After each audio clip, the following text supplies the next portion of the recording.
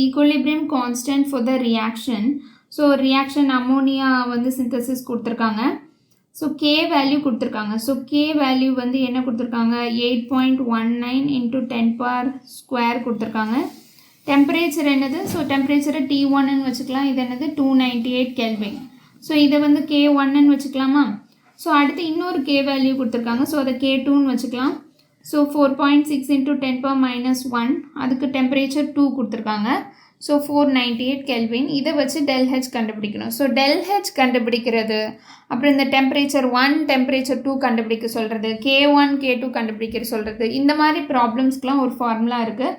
log of K2 divided by K1 is equal to ΔH into 2.3 into இதில் வந்து 8.314 போடுவோம் whole part T2 minus T1 divided by T1 into T2. So இதுதான் general formula. இதில் make sure இந்த 8.314க்கு joule kelvin inverse mole inverse தான் unit. Okay, so அதுக்கப்புறம் இந்த K1 K2க்குலாம் யூனிட் வந்து கேன்சல் ஆயிரும். ஓகேவா. ஸோ இப்போ இந்த டெம்பரேச்சருக்கு நம்ம யூனிட் என்ன யூஸ் பண்ணுவோம்னா கெல்வின். ஸோ இந்த ப்ராப்ளம் பண்ணச்சில் யூனிட்டில் ரொம்ப காஷியஸாக இருக்கணும். ஓகேவா. இந்த ΔH வந்து 2 யூனிட் நம்ம யூஸ் பண்ணலாம், ஜூல் பெர் மோல் யூஸ் பண்ணிக்கலாம். ஸோ ஆக்சுவலி இந்த ப்ராப்ளமில் உங்களுக்கு ஜூல் பெர் மோலில் தான் ஆன்சர் கிடைக்கும், ஏன்னா வந்து ஜூலில் தானே இருக்குது 8.314. ஸோ வந்து இப்போது ΔH வந்து நீங்கள் வந்து கிலோ ஜூலுக்கு கூட மாற்றிக்கலாம், கிலோ ஜூல் பெர் மோலுக்குமே நம்ம மாற்றிக்கலாம். ஓகேவா, லேட்டர் ஆன். ஸோ இதை சப்ஸ்டியூட் பண்ணிவிட்டு நீங்கள் போட வேண்டியதான். ஓகேவா. ஸோ K2 என்னது, K2க்கு பதிலாக 4.6 × 10⁻⁻1 போடுவீங்க. அதுக்கப்புறம் K1க்கு என்னது 8.19 × 10⁻² போடுவீங்க. அப்புறம் ΔH டிவைடட் பை, ஸோ இந்த 8.314 இன்கேஸ் உங்களுக்கு வந்து கன்ஃபியூசிங்காக இருந்துச்சுன்னா டெசிமல் இல்லாட்டி 25/3னும் போட்டுக்கலாம். ஓகேவா. ஒரு லைக் 8.314க்கு பதிலாக 25/3 போட்டாலும் அதே ஆன்சர் தான் கிடைக்கும்.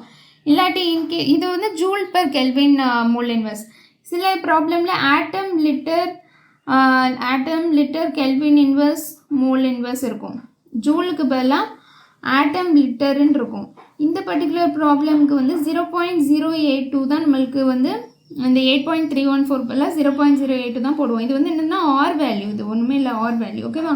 அது போல் நீங்கள் என்ன யூஸ் பண்ணிக்கலாம்னா 1/12 யூஸ் பண்ணிக்கலாம்.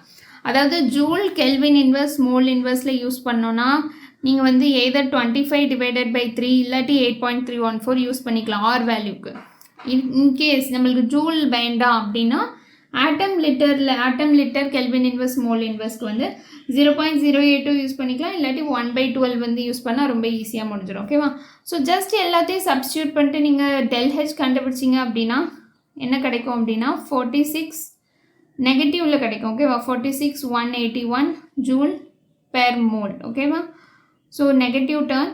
இப்போ இதை எப்படி கிலோ ஜூலாக மாற்றுறதுனா kilo joule is equal to 10⁻³ joule தானே, ஏன்னா கிலோனா என்னது 10⁻3.